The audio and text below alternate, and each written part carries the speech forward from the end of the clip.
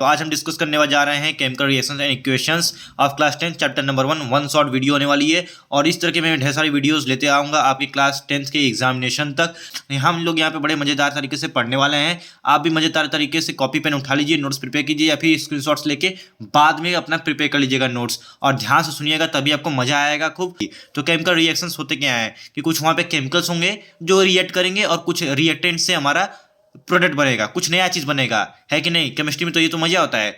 लियो HCl लो, MgCl लो, कुछ भी फलाना ढिकाना रिएक्शन से ले लो, केमिकल ले लो और उसका रिएक्शन करवा दो, कुछ ना कुछ तो मिलेगा ही, या फिर बम ब्लास्ट तो हो ही जाएगा, ठीक।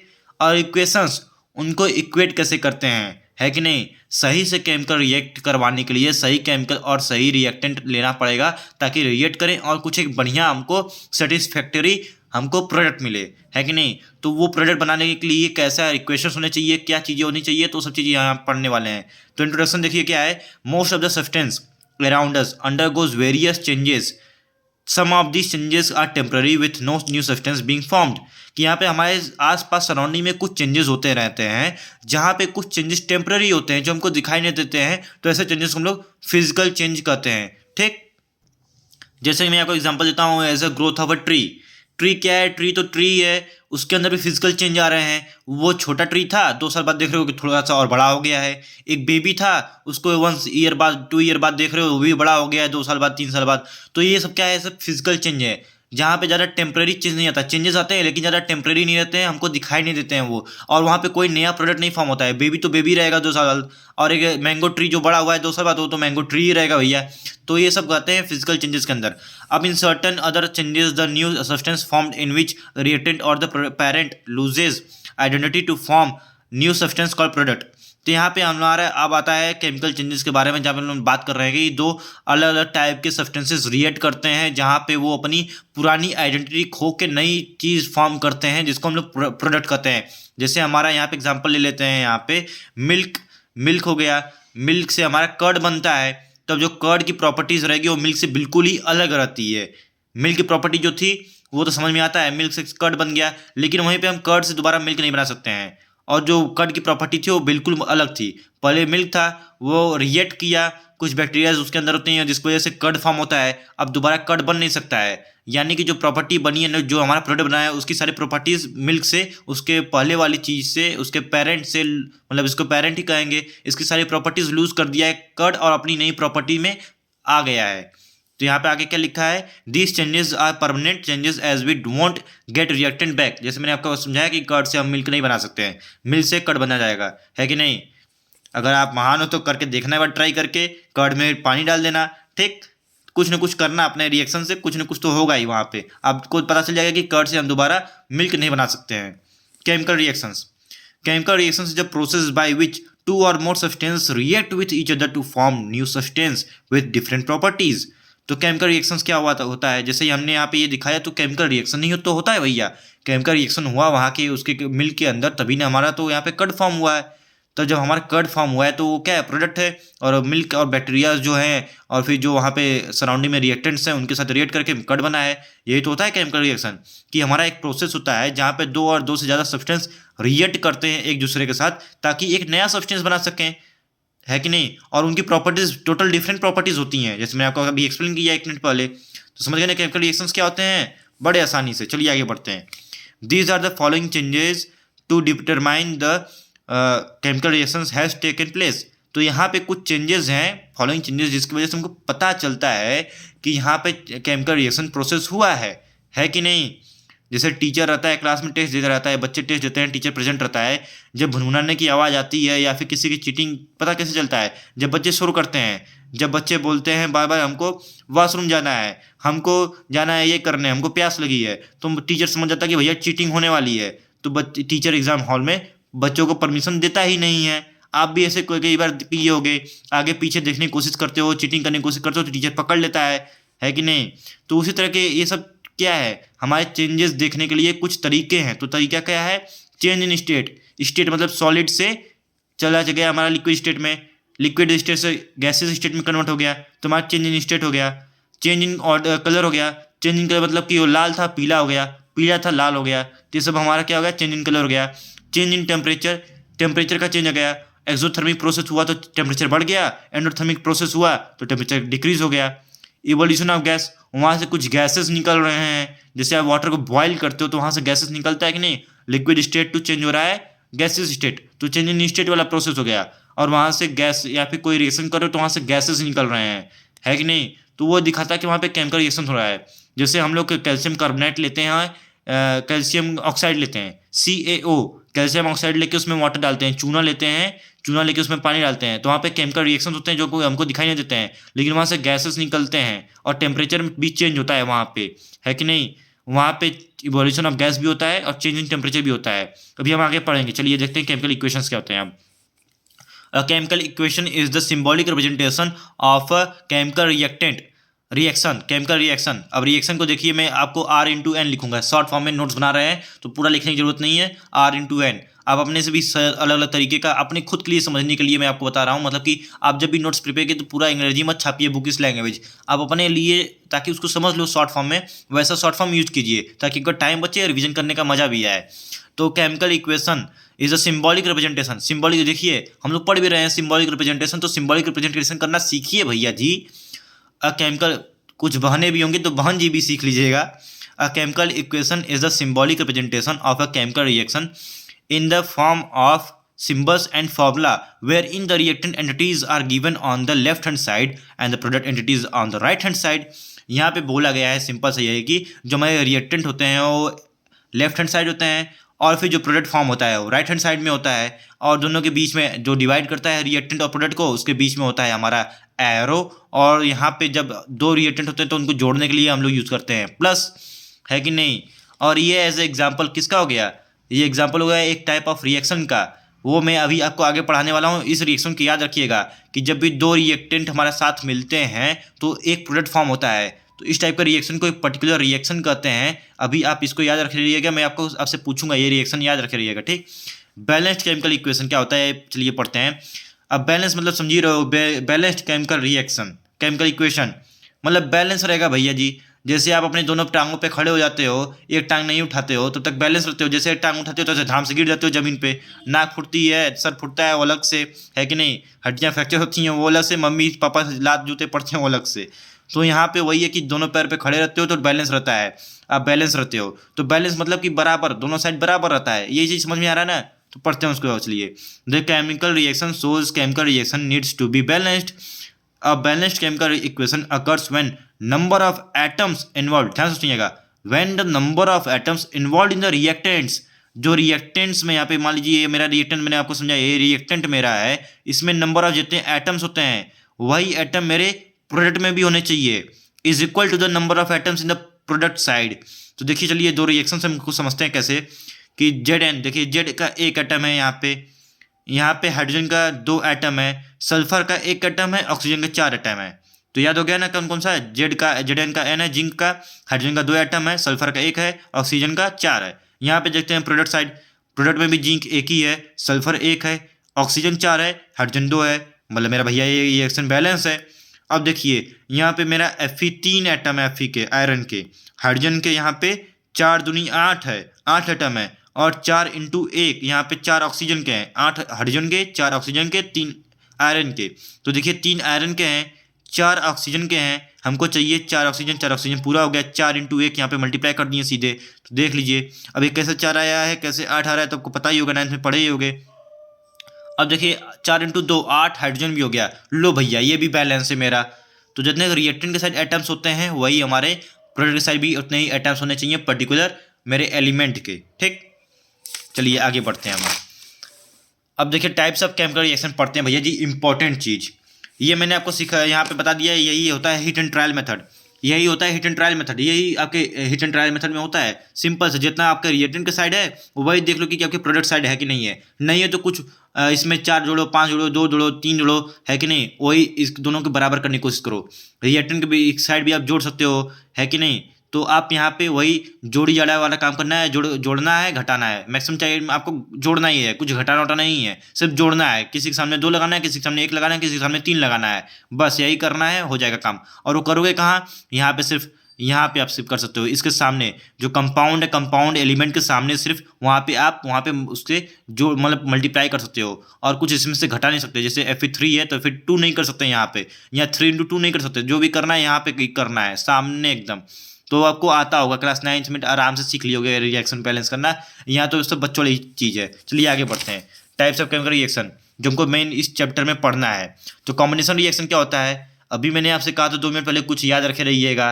कॉम्बिनेशन मतलब कंबाइन करके किसी एक सिंगल प्रोडक्ट जब फॉर्म होता है तो उसको कॉम्बिनेशन रिएक्शन कहते हैं। कंबाइन करना है कि नहीं।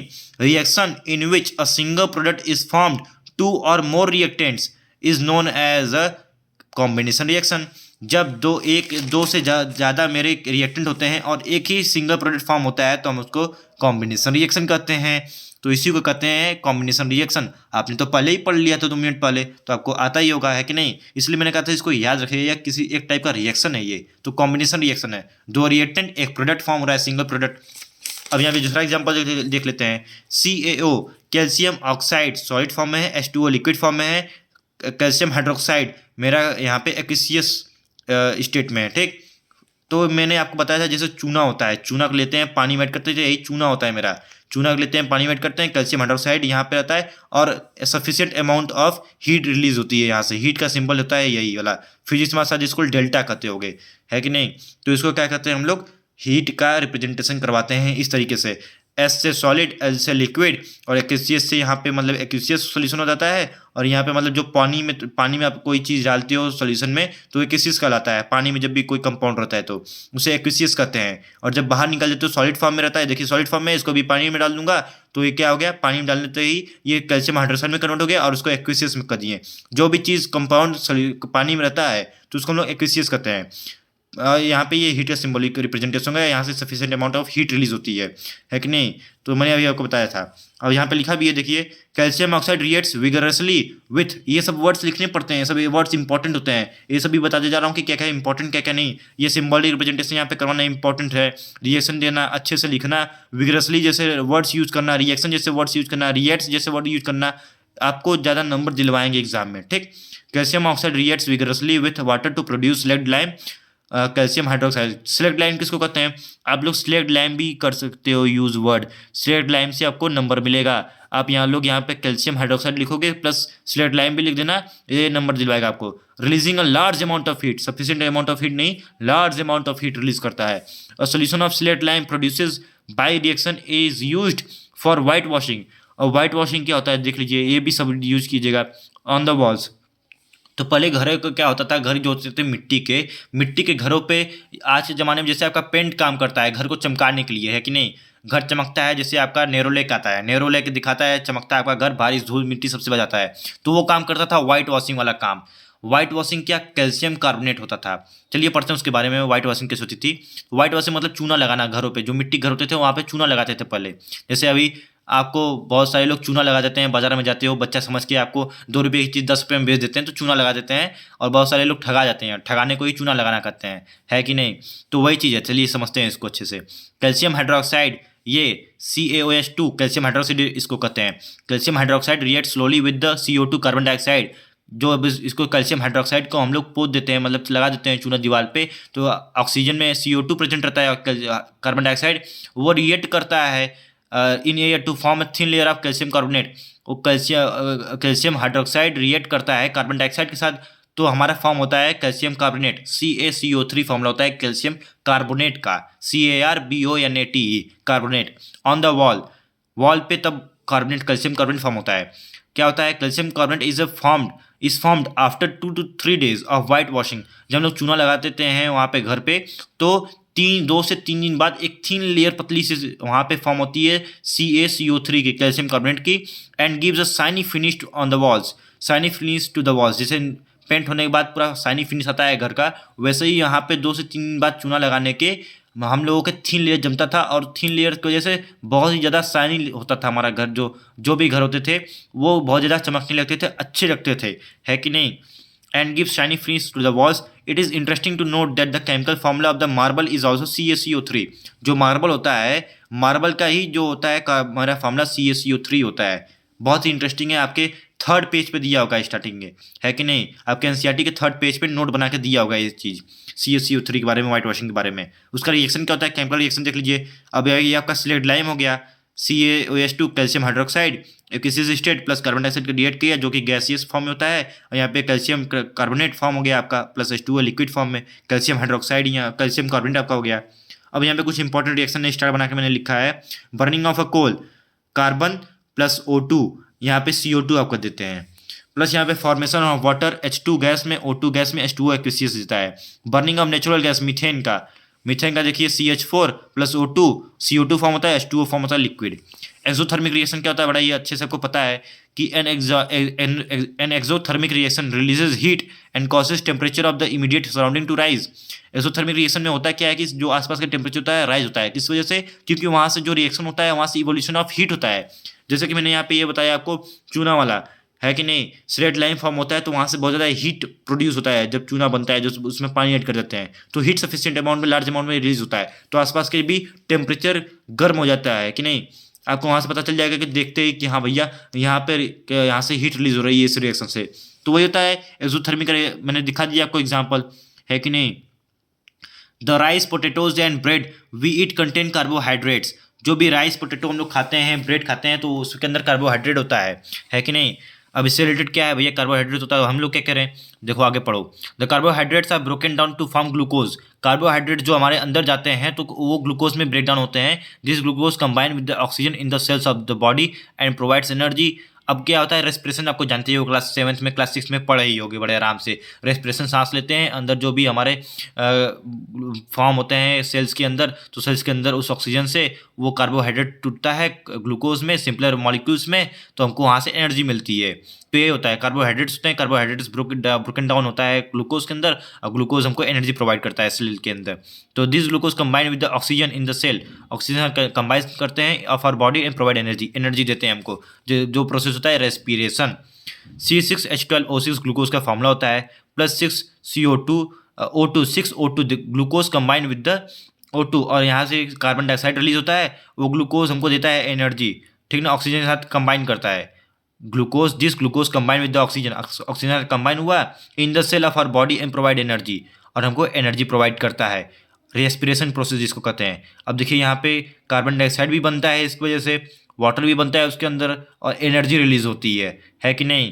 जो हम लोग कार्बन डाइऑक्साइड छोड़ते हैं वो सेल के अंदर बनता है, आपको पता होना चाहिए। तो वहीं से पूरा सेल्स हमारा ब्लड लेके आता है लंग्स के पास, और लंग्स से हम लोग छोड़ देते हैं, ऑक्सीजन लेते हैं, ऑक्सीजन हमारा ब्लड लंग्स में जाता है, लंग के थ्रू एल्वियोली के थ्रू हमारा सेल्स में जाता है ऑक्सीजन, और वहाँ पे कार्बोहाइड्रेट ग्लूकोज में टूटता है, ग्लूकोज ऑक्सीजन का साथ रिएक्ट करता है। ये CO2 नहीं है, सिर्फ O2 है, मैंने इसको कैंसिल कर दिया है, गलती से लिख दिया था।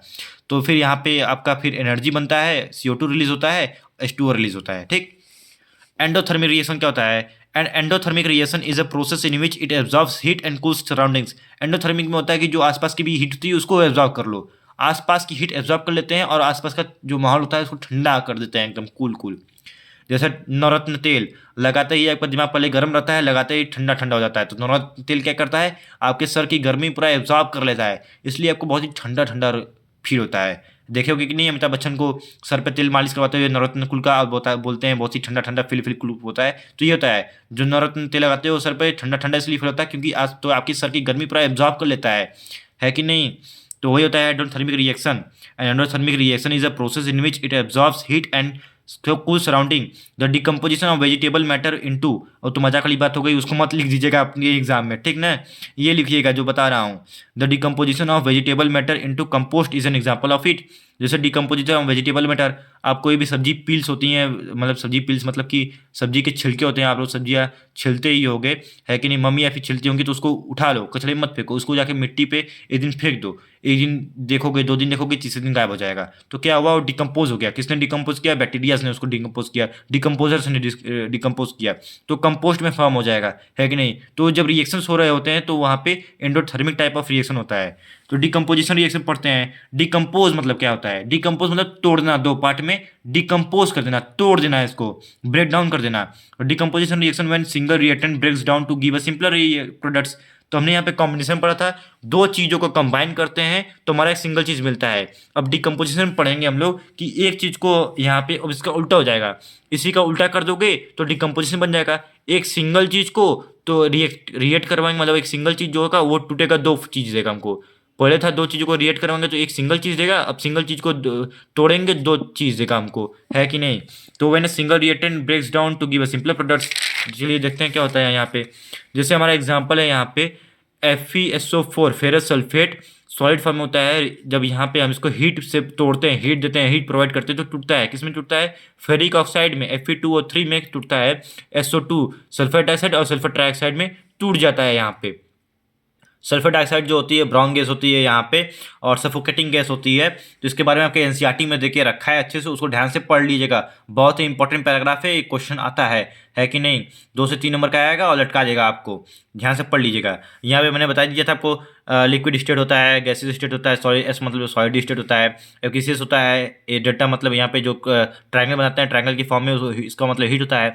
और जो ऊपर की एरो दिखाते हैं, एरो जो होता है वो गैस होता है। और यहाँ पे जो नीचे के डाउन एरो दिखाते हैं उसका मतलब पीपीटी होता है। पीपीटी मतलब प्रेसिपिटेट होता है। अब प्रेसिपिटेट होता क्या है? प्रेसिपिटेट मतलब होता है कि जब भी कोई चीज़ होती है प्रेसिपिटेट कर देना, मतलब कि वो इनसॉल्युबल, प्रेसिपिटेट मतलब समझ लो इनसॉल्युबल इन वाटर, इनसॉल्युबल होता है इन वाटर।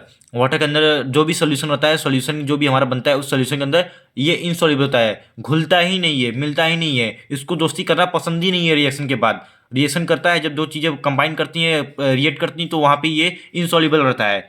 ये बस समझ लो, ये मतलब चुप रहता है, किसी से बातचीत करनी नहीं है, अपने ही मगन रहता है। जैसे यहाँ पे आपको रिएक्शन दिखाता हूँ, AgNO3 है कि नहीं, यहाँ पे सोडियम नाइट्रेट और यहाँ पे आ जाएगा सोडियम क्लोराइड, जो कि होता है टेबल सॉल्ट, जिसे कहते हैं टेबल सॉल्ट, सोडियम क्लोराइड। अगर जो सॉल्ट रोज खाते हो नमक, वही होता है। अब यहाँ पर जो दोनों रिएक्ट करवाएं, दोनों रिएक्ट करने पे AgCl बन गया। देखिए डाउनवर्ड की एरो मतलब ये इनसॉल्युबल है, रिएक्ट ही नहीं करेगा। और यहाँ पे वाइट सॉल्यूशन इस बना। अब यहाँ पे सोडियम नाइट्रेट आपका बन गया है कि नहीं। तो यहाँ पे ये आपका बन गया, वाइट कलर का होता है ये सोडियम। जब ये दोनों रिएक्शन करवाओगे तो यहाँ पे वाइट कलर का को मिल जाएगा। कभी अगर टीचर आपको लेके जाएगा लैब में तो टीचर से बोलिएगा कि ये रिएक्शन हमको करके दिखाए, है कि नहीं। आप फीस देते हो, आपकी ये मांग उठनी चाहिए कि भैया हमको प्रैक्टिकल लैब लेके चलिए, हमको करवाइए। ये नहीं सिर्फ दिखाने के लिए है बोर्ड वालों की कि हमारे घर में, हमारे स्कूल में ही प्रैक्टिकल लैब है, और प्रैक्टिकल लैब का ताला कभी खुलता ही नहीं है। चलिए अब आगे बढ़ते हैं हम लोग, ये सेकंड इक्वेशन देते हैं। 2PbO लेड होता है, Pb मतलब लेड नाइट्रेट। यहाँ पे लेड नाइट्रेट जब इसको तोड़ते हैं, हीट प्रोवाइड करते हैं। यहाँ पे हीट प्रोवाइड करने का यहाँ पे सिंबल रिप्रेजेंटेशन कर देता हूँ। ऊपर लिखो चाहे नीचे को, यहाँ पे ऊपर लिखा हूँ या नीचे, ये मत सोचे ना कि ऊपर लिखूँ कि नीचे, यहाँ पे लिख देना, ऊपर लिखो चाहे नीचे, बतिया एक का है। तो लेड डाइऑक्साइड फॉर्म होता है, 2PbO यहाँ पे फॉर्म होता है लेड ऑक्साइड। और यहाँ पे होता है 4NO2 नाइट्रोजन डाइऑक्साइड, और फिर O2। ये जो 4 लगाया हूँ ये सब बैलेंस करके आपको रिएक्शन दिखा रहा हूँ, है कि नहीं। तो ये मेरा 2 एग्जाम्पल हो गया, किसका हो गया मेरा 2 एग्जाम्पल। ये एग्जाम्पल मेरा हो गया डिकम्पोजिशन रिएक्शन का, और ये आपका एग्जाम्पल हो गया प्रेसिपिटेशन रिएक्शन का, जो प्रेसिपिटेट फॉर्म होता है। तो ये आप आराम से एग्जाम में लिख लोगे। अगर इस तरह का कोई भी क्वेश्चन आपसे पूछता है प्रेसिपिटेट से या फिर इनसॉल्युबल से, कहता है कि प्रेसिपिटेट का एग्जाम्पल दिखा दिखाओ, प्रेसिपिटेशन रिएक्शन का रिएक्शन करवा के दिखाओ, डिकम्पोजिशन रिएक्शन करके दिखाओ, है कि नहीं। अभी लास्ट के मैं आपको दिखाऊंगा, मैं एक कंपाउंड्स के कलर भी दिखाऊंगा। यहाँ पे मैं आपको कंपाउंड्स के कलर भी लिखा हूँ, है कि नहीं। ये इंपॉर्टेंट होते हैं, आपको जानना कलर क्या होता है। ये भी पूछता है एक नंबर के अंदर कि इस कंपाउंड का कलर क्या होगा। ये भी 1 नंबर का, आधा नंबर का पूछ देता है। तो यहाँ पे बच्चे फंस जाते हैं, कलर उनको याद ही नहीं रहता है। तो ये भी चीज़ आपको एक्स्ट्रा चीज़ बताऊँगा जो बच्चों को नहीं पता रहता है। तो अब चलिए देखते हैं यहाँ पे अपना सेकेंड लाइन में क्या लिखा है। तो white silver chloride turns grey in sunlight, this is due to the decomposition of silver chloride into silver and chlorine by light, है कि नहीं। तो ये क्वेश्चन पूछ देता है कि एक कंपाउंड X है जो कि सनलाइट में ग्रे हो गया, और ये कौन सा रिएक्शन है, इसका रिएक्शन लिखो, कलर लिखो, अच्छे से बैलेंस्ड रिएक्शन लिखो। तो ये ऐसा क्यों होता है, तो ये देखिए आपको यहाँ पे इस्तेमाल करना है कि पढ़िएगा इसको ध्यान से। वाइट सिल्वर क्लोराइड जो X कंपाउंड था वो वाइट सिल्वर क्लोराइड है जो कि सनलाइट के प्रेजेंस में ग्रे हो गया। This is due to the decomposition of silver chloride, और यह किस वजह से होता है, decomposition of silver chloride into silver and chlorine by light. जो लाइट आता है, लाइट की वजह से सिल्वर क्लोराइड 2 भागों में टूट जाता है, एक सिल्वर में एक क्लोराइड में, मतलब क्लोरीन में। क्लोराइड नहीं लिखोगे क्लोरीन लिखोगे, है कि नहीं। तो यहाँ पे चलिए इसका रिएक्शन देखते हैं। 2AgCl सनलाइट, यहाँ पे सनलाइट के प्रेजेंस में सनलाइट आती है। यहाँ पे मैंने एक यहाँ पे पेट्री डिश रख लिया, पेट्री डिश आपने देखा हो गया, उसमें मैंने AgCl रख दिया है कि नहीं। यहाँ पे मैंने सन बना दिया। अब ये सन की वजह से क्या होता है, यहाँ पे हीट, यहाँ पे लाइट आती है, और लाइट की वजह से जब होता है तो Ag टूट जाता है यहाँ पे, और एक Cl2 में क्लोरीन में टूट जाता है। समझ गए ना। ये अब डायग्राम आपके एनसीईआरटी में बना के दिया होगा अच्छे से। और जितने भी एक्सपेरिमेंट्स होते हैं आपके एग्जाम में, मतलब आपके जो बुक में देख के रखा है, जितनी भी एक्टिविटीज़, जितने भी एक्सपेरिमेंट्स, उसमें से ही क्वेश्चन डायग्राम के थ्रू पूछ देगा, आप फंस जाओगे। तो जितनी भी एक्टिविटीज़ हैं, जितने भी एक्सपेरिमेंट्स हैं, उसको जरूर से जरूर पढ़ के जाइएगा। ये मेरा रिमाइंडर आपको अच्छे से याद मतलब रिमाइंड रखे रहना है, इसको दिमाग में रखे रहना। ये आपके लिए मेरा रिमाइंडर है, क्योंकि 1 ही महीना बचा है आपके बोर्ड के एग्जाम के लिए। तो कवर कर लेना, सभी चैप्टर्स में कवर करना है आपको। 2AgBr, यहाँ पे क्या कहते हैं, Ag एल्यूमिनियम, और Ag मतलब सिल्वर होता है, सिल्वर, और ब्रोमाइड, सिल्वर ब्रोमाइड आपका हो गया। ये सिल्वर ब्रोमाइड सॉलिड फॉर्म में होता है सनलाइट के प्रेजेंस में, ये भी 2Ag और Br2 में कन्वर्ट हो जाता है। दीज रिएक्शंस, यहाँ पे THESC है, these reactions are used in black and white, इसको भी मैंने इसलिए ब्लैक एंड वाइट में लिखा है, ब्लैक एंड वाइट फोटोग्राफी। तो ये आपको दे देगा कि, एक तो दे देगा कि बताइए ये कौन सा ऐसा एक कंपाउंड है, एक्स हो कंपाउंड है, वो ग्रे सनलाइट में ग्रे कलर में डिकम्पोज हो जाता है, कलर में हो जाता है, उसका कलर चेंज होता है ग्रे कलर में, डिकम्पोजिशन रिएक्शन इसका बताइए, और फिर यहाँ पे उसका यूज़ बताइए। एक यूज़ तो 3 नंबर का हो गया। आपको यहाँ पे पूछेगा जैसे कि एक कंपाउंड एक्स है, वो सनलाइट के प्रेजेंस में ग्रे कलर का हो गया, उसका रिएक्शन लिखिए। रिएक्शन लिखोगे 1 नंबर का, मतलब 2 नंबर का रिएक्शन हो जाएगा। और फिर यहाँ पे उसका यूज़ पूछ देगा, यूज़ बताओ क्या है, तो यूज़ आप लिख दोगे ब्लैक एंड वाइट है। ठीक है ना, आगे बढ़ते हैं। डिस्प्लेसमेंट रिएक्शन क्या होता है कि जो ज़्यादा ताकतवर होता है वो छोटे वाले को रिप्लेस कर देता है कम ताकतवर वाले को। जैसे टॉपर्स आपके क्लास में होंगे, टॉपर्स लड़ाई करते होंगे कि मैंने जो फर्स्ट सीट पे बैठना है, और बैक बेंचर्स हो गए कि बैक बेंचर्स लड़ाई करते हैं मुझे लास्ट बेंच पे बैठना है। तो बैक बेंचर्स के ग्रुप में जो ज़्यादा ताकतवर होगा, who will be more stronger, that will replace the weaker one. और टॉपर वाले ग्रुप में who will be more stronger, we will replace the weaker one, है कि नहीं। तो अब हम यहाँ पे बात करते हैं, चलिए। It is a chemical reaction in which a more reactive element displaces a less reactive element from its compound. Both metals and non-metals takes part in this displacement reaction. ठीक ना, दोनों metals and non-metals इस displacement reaction में part लेते हैं, और फिर इसमें एक ज़्यादा reactive metal less reactive metal को बाहर फेंक देता है, हटा देता है कंपाउंड से। जैसे reaction of iron nail with copper sulphate, copper sulphate solution में हम डाल देते हैं आयरन नेल को। ये आपके डायग्राम बनाया होगा इस तरह का शायद। तो यहाँ पे आपका कॉपर सल्फेट इसके अंदर आता है, इसमें आयरन नेल मेरी लटकी रहती है कि नहीं, ऊपर हम लोग आयरन नेल ये लगा देते हैं, आयरन नेल रहती है, और यहाँ पर रिएक्शन होती रहती है बीकर के अंदर। तो ये आपका डायग्राम अच्छे से याद कर लीजिएगा। इस तरह का डायग्राम देकर भी पूछ देता है कि बताइए कौन सा रिएक्शन हो रहा है, एक कंपाउंड एक्स है उसका बताइए क्या है, रिएक्शन बताइए पूरा अच्छे तरीके से, है कि नहीं, कौन सा रिएक्शन, कौन सा सोल्यूशन है, आयरन नेल बताइए यहाँ पे क्या है, और फिर इसका रिएक्शन बताइए क्या है, इसका रिजल्ट क्या हो रहा है, कौन सा रिएक्शन है ये। तो इस तरह का भी क्वेश्चन पूछेगा, आपको प्रिपेयर रहना पहले से ही। तो यहाँ पे ये इसका देखिए, आपको दिखा रहा हूँ रिएक्शन। तो आयरन का Fe होता है, कॉपर सल्फेट यहाँ पे आपका ये हो गया, दोनों रिएक्ट किए। यहाँ पे आयरन ज़्यादा ताकतवर है कॉपर सल्फेट से, कॉपर सल्फेट को हटा देगा, और यहाँ पे आप देख लीजिए फॉर्म हो गया कॉपर सल्फेट, और आयरन सल्फेट फॉर्म हो गया, आयरन सल्फेट और कॉपर देखिए बाहर निकल गया, इसको बाहर निकाल दिया। आयरन ज़्यादा ताकतवर था कॉपर से, तो कहा भैया तुम कॉपर हटो यहाँ से, हमको आने दो, हम बैठेंगे यहाँ पे, ये आके बैठ गए यहाँ पे। अब देखिए कॉपर बाहर बैठा है, रो रहा है। अब देखिए यहाँ पे सेकंड रिएक्शन हम देखते हैं, Pb मतलब लेड, कॉपर क्लोराइड यहाँ पे। अब जो लेड मेरा है वो ज़्यादा ताकतवर है कॉपर से, कॉपर को कहा तुम भी हटो यहाँ से, हम आएंगे। देखिए कॉपर यहाँ पे आ गया और लेड यहाँ पे आ गया, और कॉपर बाहर बैठ के रो रहा है। कॉपर के साथ ही अत्याचार होता है, जैसे यहाँ पे वीकर के साथ अत्याचार होता रहता है हर जगह। अब देखिए यहाँ पे डबल डिस्प्लेसमेंट रिएक्शन, यहाँ पे डबल डिस्प्लेसमेंट रिएक्शन, यहाँ तो सिर्फ एक डिस्प्लेसमेंट रिएक्शन था, यहाँ पे दो और को हटा दे रहे हैं इकट्ठा।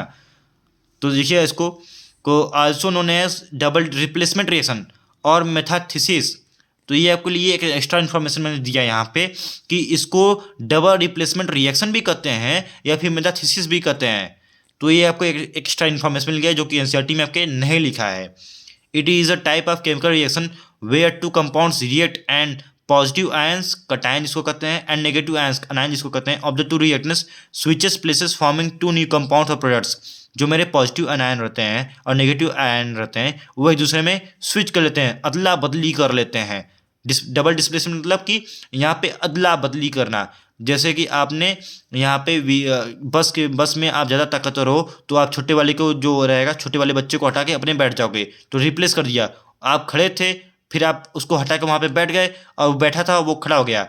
अब यहाँ पे क्या होता है कि यहाँ पे दोनों आपस में अदला बदली कर लेते हैं। आप दोनों ही सीट पे बैठे हो, आप दोनों ने क्या किया कि आपने अदला बदली कर लिया सीट का, है कि नहीं। आपको विंडो सीट चाहिए होती है, मान लीजिए आपको विंडो सीट चाहिए बस में, तो आपने क्या किया, अदला बदली कर लिए। जो विंडो सीट पे है उसको हटा के उसको अपने सीट पे कर दिए और फिर आप अपने सीट से विंडो सीट पे चले गए। तो this is the double displacement examples, simple सा समझने के लिए आपको बता रहा हूँ। तो अब यहाँ पे क्या है कि देखते हैं यहाँ पे जैसे आपका आ गया सोडियम सल्फेट प्लस यहाँ पे बेरियम क्लोराइड। अब दोनों के आयंस चेंज हुए हैं। यहाँ पे जो सल्फेट था, सल्फेट रिएक्ट कर गया बेरियम के साथ, ये नेगेटिव था ये पॉजिटिव था, बेरियम पॉजिटिव ये नेगेटिव था, तो दोनों रिएक्ट कर गया तो बेरियम सल्फेट बन गया। और Na जो था, Na और क्लोरीन ये आपका नेगेटिव था, Na पॉजिटिव था, तो ये पॉजिटिव और नेगेटिव रिएक्ट कर गए तो NaCl बन गया, सॉल्ट बन गया। तो बेरियम सल्फेट और सॉल्ट बन के रेडी हो गया। ये आपका था double displacement reaction. Positive ions और नेगेटिव आयन कैसे फॉर्म होते हैं, ये पॉजिटिव था, ये नेगेटिव साइन था। इस पर दिखा देता हूँ मैं आपको, ये नेगेटिव था, ये पॉजिटिव था। यहाँ पे ये पॉजिटिव था, ये नेगेटिव था और ये पॉजिटिव था आपका। तो देखिए ये नेगेटिव इस पॉजिटिव के साथ रिएक्ट कर गया और ये आपका नेगेटिव इस पॉजिटिव के साथ रिएक्ट कर गया और यहाँ पे प्रोडक्ट फॉर्म हो गया, है कि नहीं। रिडॉक्सिएशन क्या होता है, रिडॉक्सिएशन समझते हैं, इंपॉर्टेंट होता है, क्वेश्चन आते हैं इससे। An oxidation reduction reaction is a type of chemical reaction that involves the transfer of electron between two species. जहाँ पे ट्रांसफर ऑफ इलेक्ट्रॉन होते हैं दो स्पीसीज के बीच में, उसी को ऑक्सीडेशन रिडक्शन रिएक्शन कहते हैं। An oxidation reduction reaction is any chemical reaction in which the oxidation number of molecule oxidation number of molecule atom ion changes by gaining और लूजिंग इलेक्ट्रॉन। जो भी कोई ऑक्सीडेशन रिएक्शन वहाँ पे होता है, एक ऐसा केमिकल रिएक्शन जहाँ पे मेरा मॉलिक्यूल में, एटम में या फिर आयन में इलेक्ट्रॉन गेन होता है या फिर इलेक्ट्रॉन लूज होता है, ठीक है। इलेक्ट्रॉन गेन होता है या फिर इलेक्ट्रॉन लूज होता है, उसको हम लोग कहते हैं रिडॉक्सिडेशन। जैसे कि ऑक्सीडेशन कब होता है, जब मेरा एक कंपाउंड, एक एलिमेंट इलेक्ट्रॉन लूज करता है। इसका एग्जांपल मैं भी आगे आपको दिखाने वाला हूँ। रिडक्शन क्या होता है, रिडक्शन होता है, इसको याद रख लीजिएगा, बस उसको याद कर लीजिए। रिडक्शन में होता है गेन ऑफ इलेक्ट्रॉन, जब कोई एलिमेंट कंपाउंड इलेक्ट्रॉन का गेन करता है, गेन करते वक्त वहाँ पे रिडक्शन होता है, ठीक ना। या फिर ऑक्सीडेशन में गेन ऑफ ऑक्सीजन होता है और लॉस ऑफ हाइड्रोजन होता है। सो सिंपल टू लर्न, इसी का उल्टा कर दो, रिडक्शन में होता है gain of hydrogen and loss of oxygen. समझ गए कि नहीं। अब देखिए एग्जाम्पल देखते हैं यहाँ पे। तो यहाँ पे देखिए कॉपर जो है, इसका इलेक्ट्रॉन वाला एग्जांपल में आपको अभी लॉस ऑफ इलेक्ट्रॉन ऑक्सीडेशन होता है, गेन ऑफ इलेक्ट्रॉन रिडक्शन होता है। तो इसका मैं अभी आपको एग्जांपल दिखाने वाला हूँ आगे, ओके। अब देखिए रिडक्शन जो होता है, यहाँ पे इन दोनों का एग्जांपल दिखा रहा हूँ, gain of oxygen, loss of hydrogen, और रिडक्शन में gain of hydrogen and loss of oxygen का दिखाता हूँ। तो कॉपर ऑक्साइड यहाँ पे क्या कर रहा है, लॉस ऑफ ऑक्सीजन किस में हो रहा है, रिडक्शन में हो रहा है। तो ये गया मेरा, यहाँ पे देखिए Cu हो गया, तो यहाँ पे ये गया मेरा ऑक्सीजन, तो ये लॉस हो गया ऑक्सीजन का, तो ये रिडक्शन प्रोसेस हो गया। अब H2 क्या है, H2 गेन कर रहा है ऑक्सीजन को, गेन ऑफ ऑक्सीजन मतलब ऑक्सीडेशन, तो यहाँ पे ऑक्सीडेशन हो रहा है मेरा, ठीक। समझ गए, आगे बढ़ते हैं। अब बस 2 पेज खाली और बस आपका 10 मिनट और लगेगा बस। अब यहाँ पे बात कर लेते हैं, when copper is heated in air it is oxidise to copper second. जब कॉपर को, यहाँ पे देखिए इंपॉर्टेंट आपके एनसीईआरटी में भी लिखा होगा, लास्ट वाले पेज पे मतलब जो खत्म होने वाला है, जैसे ये मेरा खत्म होने वाला पेज है, तो इस वाले पेज पे यहाँ पे लिखा होगा बीच में कहीं पे, तो इसको पढ़ लीजिएगा, मैं समझा दे रहा हूँ लेकिन पढ़ लीजिएगा। When copper is heated in air it is oxidise to copper second oxide, copper second oxide में कन्वर्ट हो जाता है। And reddish brown metal turns into black, तो पहले कॉपर जो होता है वो रेडिश ब्राउन होता है। आपने अपने घर में तार देखा हुआ, कभी देखा होगा, तार जो आपके घर में दौड़ा है वो कॉपर है और वो रेडिश ब्राउन होता है, और जब उसको हम लोग हीट कर देते हैं तो ब्लैक में कन्वर्ट हो जाता है।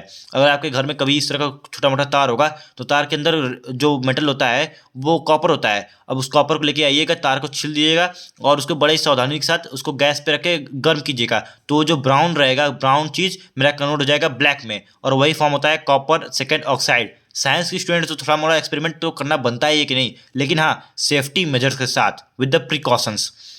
As the Cu is oxidise to copper second ions. Oxidising agent क्या होता है, it is a substance which gives oxygen और गेन हाइड्रोजन। एक सब्सटेंस जो ऑक्सीजन या फिर हाइड्रोजन को, मतलब ऑक्सीजन को देता है और हाइड्रोजन का गेन करता है, उसी को ऑक्सीडाइजिंग एजेंट कहते हैं। या फिर it is the substance which is reduced itself and oxidises other. जो खुद रिड्यूस होकर दूसरे को ऑक्सीडाइज करवाता है उसी को हम लोग ऑक्सीडाइजिंग एजेंट कहते हैं। जैसे कि यहाँ पे क्या था, यहाँ पे एग्जांपल में ये देखिए ऑक्सीडाइजन, जो हाइड्रोजन मेरा है ये ऑक्सीडाइजिंग एजेंट है मेरा, है कि नहीं, और ये रिड्यूसिंग एजेंट है मेरा। सॉरी ये मेरा ऑक्सीडाइजिंग जो रिएक्शन करवाता है रिडक्शन, ये क्या कर रहा है मेरा, यहाँ से क्या कर रहा है, लॉस ऑफ ऑक्सीजन। तो मैंने यहाँ पे क्या पढ़ाया, अभी मैंने आपको पढ़ाया है कि रिड्यूसिंग मतलब की होता है it is the substance which gives hydrogen और गेन्स ऑक्सीजन। रिड्यूसिंग एजेंट वो होता है जो ऑक्सीजन को गेन करता है या फिर हाइड्रोजन को लूज करता है। और यहाँ पे ऑक्सीडेशन में क्या होता है, जो ऑक्सीजन को देता है वो ऑक्सीडाइजिंग एजेंट होता है कि नहीं। तो ऑक्सीजन कौन दे रहा है, यहाँ पे ऑक्सीजन दे रहा है मेरा CuO, ऑक्सीजन क्या कर रहा है, दे रहा है किसी को, वो H2 को दे रहा है। तो मेरा क्या हो जाएगा, ये ऑक्सीडाइजिंग एजेंट हो जाएगा मेरा, ये ऑक्सीडाइजिंग एजेंट। और ये हाइड्रोजन क्या है, हाइड्रोजन ऑक्सीजन ले रहा है मेरा, तो ये रिड्यूसिंग एजेंट हो जाएगा, है कि नहीं। ये ऑक्सीडाइजिंग एजेंट क्योंकि ये ऑक्सीजन दे रहा है, क्योंकि यहाँ पे देखिए क्या लिखा है, oxidising agent which gives oxygen to और गेन हाइड्रोजन। तो ऑक्सीजन जो देता है वो ऑक्सीडाइजिंग एजेंट, और जो यहाँ पे क्या कहता है कि हाइड्रोजन देता है या फिर ऑक्सीजन गेन करता है। तो यहाँ पे देखिए H2 क्या है, ये ऑक्सीजन गेन ही तो कर रहा है भैया, इसीलिए रिड्यूसिंग एजेंट हो गया। तो समझ गए ना यहाँ पे। अब चलिए यहाँ पे आप लोग देख सकते हैं, और it is a substance which is oxidise itself, जो अपने आप को ऑक्सीडाइज करवाता है और रिड्यूस दूसरे को करवाता है, उसको रिड्यूसिंग एजेंट कहते हैं।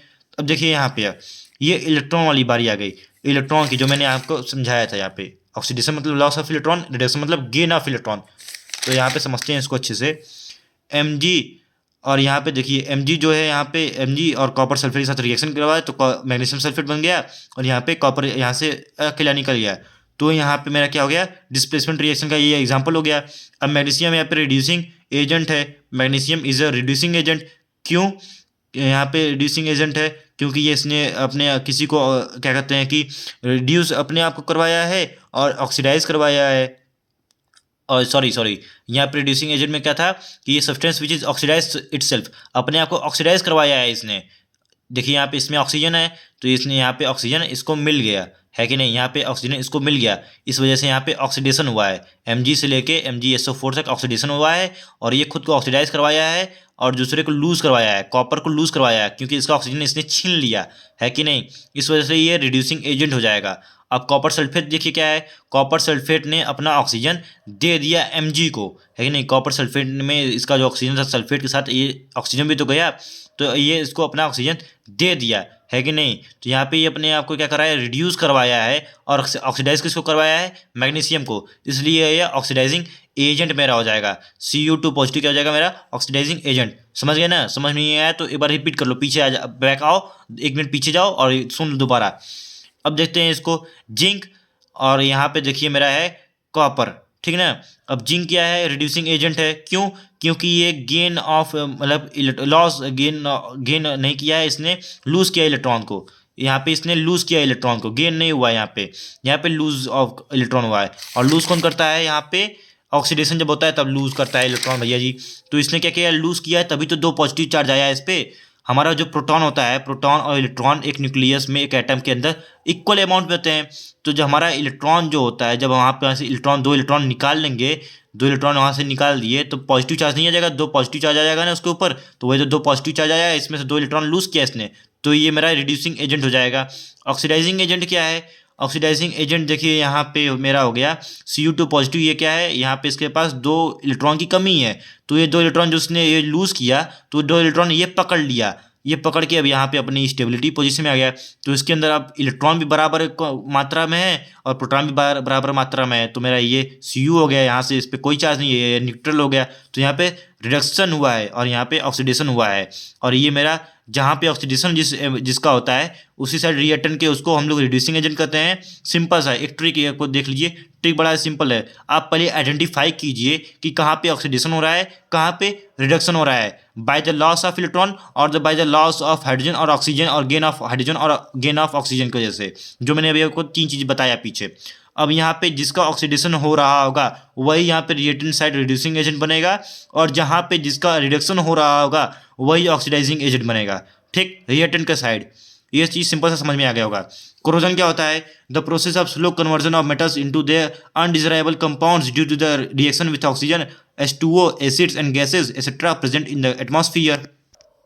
तो जानते ही हो जैसे रस्टिंग होता है, रस्टिंग ऑफ आयरन जो होता है वही मेरा कोरोजन होता है कि मेरा एक अनडिजायरेबल कंपाउंड फॉर्म होता है जो कि हमको पता नहीं होता है, जो कि एसिड के साथ रिएक्ट करने के बाद, ऑक्सीजन के साथ रिएक्ट करने के बाद, वाटर के साथ रिएक्ट करने के बाद, मॉइस्चर के साथ रिएक्ट करने के बाद रस्टिंग होती है, कोरोजन होता है और चीज़ खत्म हो जाती है कि नहीं। जैसे आयरन होता है, आयरन जबकि एक सिंपल सा नेल लो, उसके ऊपर पेंट लगा है या फिर ऑयल लगा है तो उसको हटाओ, उसको पानी में डाल दो और उसको पानी में एक गिलास पानी लो, उसमें डाल दो और उसको 1 हफ्ते तक रखे रहो, देखोगे कि उसके ऊपर ब्राउनिश लेयर जम गया है। वो क्यों हुआ है? वो कोरोजन की वजह से हुआ है और वहाँ पे रस्टिंग हुई है। Iron reacts with O2 oxygen के साथ रिएक्ट करता है and moisture forms red substance called rust, rust form करता है, मतलब रस्टिंग होती है, वहाँ पे ब्राउन सब्सटेंस होता है वो, है कि नहीं। तो वाटर के अंदर H2O होता है, वाटर के अंदर, तो वहाँ भी ऑक्सीजन होता है और मॉइस्चर भी प्रेजेंट होता है, पूरा गीला ही हो जाएगा। उसको भिगो के एटमॉस्फियर में रख दो, बाहर छत पे रख दो या फिर उसको पानी के अंदर डाल दो गिलास में, है कि नहीं, पानी भर के, तो देखोगे वहाँ पे रस्टिंग हो जाएगी 1 हफ्ते के अंदर। 1 हफ्ते के अंदर क्या, 2 दिन के अंदर हो जाएगी रस्टिंग। रेंसिडिटी क्या होता है? रेंसिडिटी तो आप आराम से समझ लोगे क्या होता है भैया जी, कि जैसे हमारा जो कोई खाना होता है, खाने वाली चीज़ होती है, आप चिप्स निकालो, पैकेट फाड़ो और उसको 1 दिन के लिए रख दो। अब अगले दिन खाओगे तो देखोगे कि वो हल्का का गीला हो गया है, खाने का स्वाद नहीं आ रहा है, मज़ा नहीं आ रहा है, कुरकुरा नहीं रह गया है वो, कि क्यों? क्योंकि वहाँ पे रेंसिडिटी हुआ है, उसके अंदर ऑयल प्रेजेंट है और वहाँ पे उसने रिएक्ट किया है ऑक्सीजन के साथ, एटमॉस्फेयर के साथ, तो इसलिए रेंसिड हो गया, ख़राब हो गया वो, है कि नहीं। अभी जो एक दिन आज की रोटी है उसको 2 दिन बाद खाओगे, आज का ब्रेड है 2 दिन बाद खाओगे तो ख़राब हो जाएगा, क्यों? क्योंकि रेंसिड हो गया है, ख़राब हो गया है। अब कोई सामान है, नमकीन है, आप उसको खुले डिब्बे में रख रहे हो, उसको एयर टाइट पैक कंटेनर में नहीं पैक किए हो, तो क्या होगा, वो नमकीन ख़राब हो जाएगी, है कि नहीं। तो ऐसे सब्सटेंसेस जिसके अंदर ऑयल होता है और फिर फैट होता है, वो सब्सटेंसेस क्या करते हैं, जल्दी ख़राब हो जाते हैं, है कि नहीं। तो the test and colour of the food materials containing fat and oil changes when they are left expose to air for long time. अभी जो मैंने आपको समझाया, जब भी कोई फूड मटेरियल होता है उसका टेस्ट चेंज होता है, कलर चेंज होता है, किस वजह से? क्योंकि उसके अंदर फैट और ऑयल होता है और वो रिएक्ट करता है एटमॉस्फेयर के साथ और वो खराब हो जाता है। It is cause due to the oxidation of fat and oil present in the food material. जो फैट होता है, ऑयल होता है, रिएक्शन मैंने बोल रहा था ना, रिएक्शन के अंदर क्या होता है, ऑक्सीडेशन होता है, इस वजह से उसका कलर और टेस्ट खराब हो जाता है। It can be prevented by using various methods such as adding antioxidants to the food. Antioxidant डाल सकते हैं, ये मेथड पूछ सकता है कि write the methods to preserve the food materials from the rancidity, तो ये आप लिखोगे adding antioxidants to the food materials, storing food in the air tight container and by flushing out air with the nitrogen like chips. जैसे chips के अंदर आता है तो खोलते हो पूरा पैक रहता है, आप मतलब कि जैसे ही उसको खोलते हो तो उसमें से हवा निकलती है, क्या होता है, वो हवा नहीं, एक्चुअली नाइट्रोजन होता है जो उसको सेव करता है खराब होने से, रेसिडिटी से उसको प्रिजर्व करता है नाइट्रोजन। वो चिप्स के अंदर आप देखे होगे वो फुला रहता है, जैसे आप उसको फाड़ते हो उसमें से हवा निकलती है, तो वो नाइट्रोजन एक्चुअली होता है। अब यहाँ पे एक्स्ट्रा इन्फॉर्मेशन क्या है, कलर ऑफ कंपाउंड, जो कि जानना आपके लिए इंपॉर्टेंट है, जो आपके एग्जाम में पूछ सकता है कि भैया इस कंपाउंड का कलर क्या है, क्योंकि ये सारे रिएक्शंस में आपने पढ़े हैं। जैसे यहाँ पे फेरस सल्फेट आपने पढ़ा है, किसमें? आपने डिकम्पोजिशन रिएक्शन में पढ़ा है, उसका कलर होता है ग्रीन। यहाँ पे फिर से कुछ 2-3 पार्ट होते हैं, जान लीजिए, इंपॉर्टेंट है। FeSO4 3 इसका ट्राइस, तो ये येलो कलर में होता है। यहाँ पे फेरस हाइड्रोक्साइड आपका ग्रीन कलर में होता है। क्यूप्रस कार्बोनेट, यहाँ पे कॉपर कार्बोनेट कर सकते हो, कॉपर कार्बोनेट जो होता है ग्रीन कलर होता है। यहाँ पे कॉपर ऑक्साइड, ठीक ना, क्यूप्रस ऑक्साइड रेड कलर का। यहाँ पे लेड ऑक्साइड, यहाँ पे लेड आयोडाइड, यहाँ पे सिल्वर आयोडाइड, है कि नहीं, ये आपका येलो कलर के होते हैं तीनों। यहाँ पे लेड ऑक्साइड यहाँ पे होता है, लेड ऑक्साइड जो होता है यहाँ पे Pb3O4 जो होता है वो रेड कलर का या फिर ऑरेंज रेड कलर का होता है। कॉपर हाइड्रोक्साइड CuOH का ट्वाइस यहाँ पे ब्लू कलर का होता है, आप जानते ही होंगे, आपकी बुक में भी दे के रखा है ब्लू कलर का। यहाँ पे कॉपर सल्फाइड, सिल्वर सल्फाइड, यहाँ पे मर्क्यूरिक सल्फाइड, है कि नहीं, मर्क्यूरिक सल्फाइड आपका ब्लैक कलर का होता है। और यहाँ पे आपका आ गया H2S, फेरस सल्फाइड भी आपका जो होता है ब्लैक कलर का होता है। यहाँ पे आपका आ गया लेड नाइट्रेट, यहाँ पे लेड क्लोराइड आपका वाइट कलर का होता है। और यहाँ पे कॉपर क्लोराइड, यहाँ पे सिल्वर ब्रोमाइड आपके जो होते हैं, देख के रखा है, कॉपर क्लोराइड और सिल्वर ब्रोमाइड का एग्जांपल मैंने अभी आपको रिएक्शन में करवा के दिखाया है, वो होते हैं येलो कलर के होते हैं। दिखाता हूँ यहाँ मैं अभी आपको, यहाँ पे देखिए कॉपर क्लोराइड और यहाँ पे देखिए ये आपका लेड क्लोराइड और यहाँ पे कॉपर सल्फेट, यहाँ पे आयरन सल्फेट। तो सब मैंने रिएक्शन इसलिए करवाया या सब बताया आपको ताकि आपको पता रहे इनका कलर भैया कैसा होता है। और आपके लिए होमवर्क देता हूँ कि आप इन दोनों का कलर खोजोगे, यहाँ पे NaCl का जानते हो, व्हाइट कलर होता है, सॉल्ट कलर जो आपके घर में टेबल सॉल्ट होता है उसका कलर व्हाइट होता है, तो वही NaCl होता है। इसका कलर आपको पता है। इसका सोडियम सल्फेट का, बेरियम क्लोराइड का और बेरियम सल्फेट का आपको कलर खोज के रखना है, क्योंकि ये आपके एग्जाम में पूछ सकता है बड़े ही आसानी तरीके से, है कि नहीं। तो आशा करता हूँ कि ये वीडियो बड़ी ही पसंद आई होगी, एक्स्ट्रा इन्फॉर्मेशन भी पसंद आया होगा, जो कि अक्सर बच्चों को नहीं पता रहता है। तो ये आपको एक्स्ट्रा मार्क्स दिलवा देगा, या फिर नहीं आएगा एग्जाम में तो कोई बात नहीं, आपके पास इन्फॉर्मेशन तो रहेगी ना। इन्फॉर्मेशन रहना, नॉलेज रहना इंपॉर्टेंट रखता है। नोट्स बना लेना, अच्छे से प्रिपेयर कर लेना। All the very best for your exam. अगली वीडियो जल्दी लेके आऊँगा मैं।